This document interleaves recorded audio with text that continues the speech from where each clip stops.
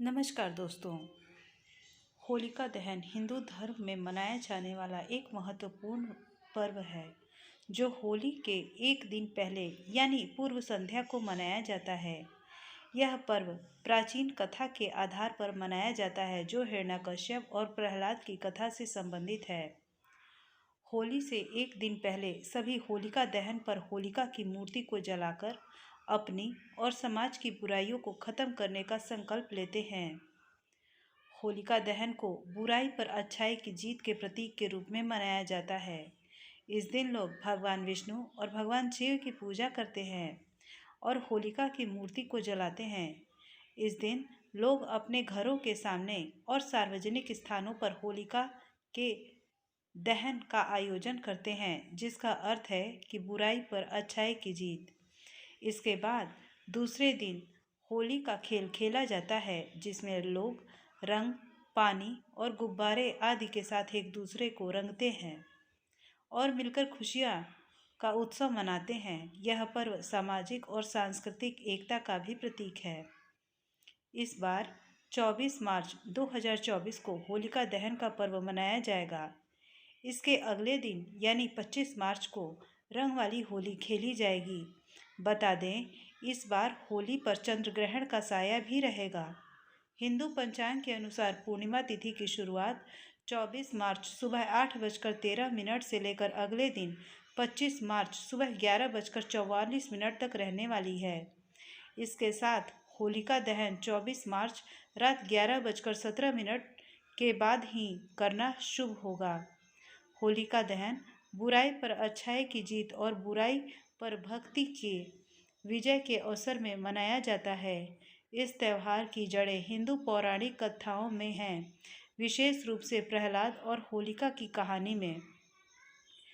हिंदू धर्म ग्रंथों के अनुसार प्रहलाद भगवान विष्णु का एक भक्त यानी अनुयायी था, लेकिन उसके पिता हिरण्यकश्यप एक शक्तिशाली और अहंकारी राक्षस राजा थे जो भगवान के रूप में पूजे जाने की इच्छा रखते थे और वह भगवान विष्णु को पूजने से मना किया करते थे।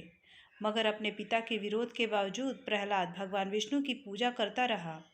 हिरण्यकश्यप अपने बेटे की इस हरकत से काफ़ी क्रोधित था। हिरण्यकश्यप की बहन होलिका को एक वरदान प्राप्त था कि आग उसे कोई हानि नहीं पहुंचा सकती।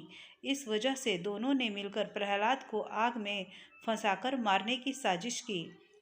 हालांकि प्रहलाद को मारने के लिए होलिका उसके साथ आग में बैठ गई, मगर प्रहलाद की भगवान विष्णु के प्रति अटूट भक्ति के कारण वह सुरक्षित बच गया, जबकि होलिका जलकर राख हो गई। इसी वजह से यह घटना बुरे इरादों पर भक्ति और धार्मिकता की जीत का प्रतीक है। इसलिए होलिका दहन बुरी शक्तियों के विनाश और अच्छाई की जीत के प्रतीक के रूप में मनाया जाता है। होलिका दहन, जिसे छोटी होली या होलिका पूजा के नाम से भी जाना जाता है, भारत के कई हिस्सों में बड़े उत्साह के साथ मनाया जाता है। आइए जानते हैं कैसे होलिका दहन मनाया जाता है। होलिका दहन की सामग्री। होलिका दहन के दिन से पहले लोग अलाव बनाने के लिए लकड़ी, सूखे पत्ते, टहनियाँ और अन्य ज्वलनशील सामग्री इकट्ठा करते हैं।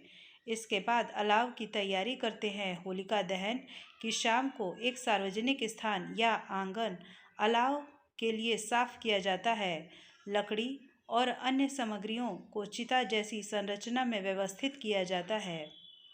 इसकी पूजा विधि में अलाव जलाने से पहले एक पूजा यानी अनुष्ठान आयोजित की जाती है। इसमें क्षेत्रीय रीति रिवाजों के आधार पर भगवान विष्णु, भगवान शिव या अन्य देवताओं की प्रार्थना शामिल होती है।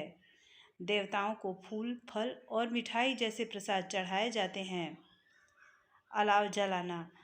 एक बार पूजा पूरी हो जाने के बाद अलाव जलाया जाता है। परंपरागत रूप से अलाव राक्षसी होलिका के दहन और बुराई पर अच्छाई की जीत का प्रतीक है। लोग आग के चारों ओर इकट्ठा होते हैं और भजन गाते हैं, भक्ति गीत गाते हैं और पारंपरिक नृत्य करते हैं।